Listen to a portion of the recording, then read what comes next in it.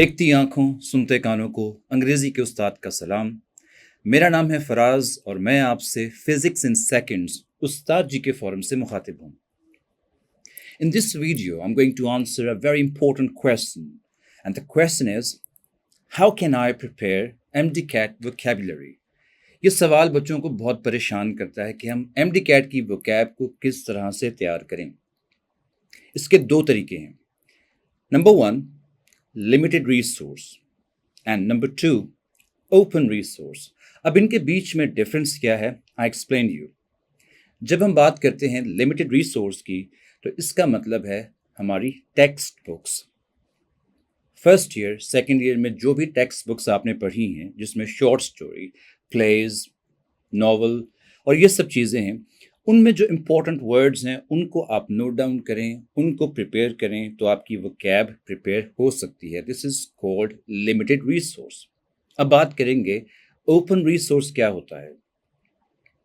Magazine, newspaper, dictionary, articles, अगर आप इन चीज़ों से वर्ड्स लेते हैं, इन्हें प्रिपेयर करते हैं तो रेंज तो बहुत ज़्यादा है, वर्ड्स भी बहुत ज़्यादा इकट्ठे हो जाते हैं, बट प्रॉब्लम ये है कि आपको ये मालूम नहीं है कि कौन सा वर्ड इम्पॉर्टेंट है और कौन सा वर्ड इम्पॉर्टेंट नहीं है।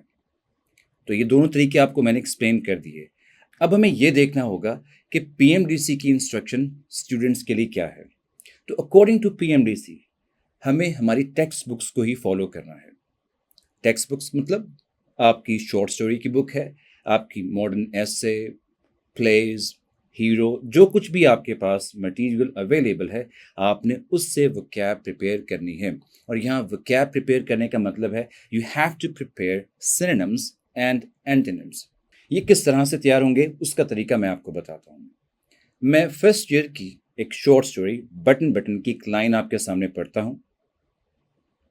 All right, suppose it is, he looked incredulous.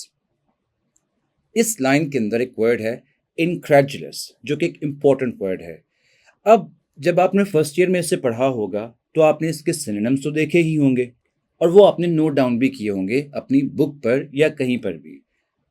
तो हम सपोज इसके 3 सिनोनिम्स ले लेते हैं। वर्ड है incredulous, first synonym distrustful, second one suspicious and third one is doubtful। 3 synonyms हमारे पास आ गए।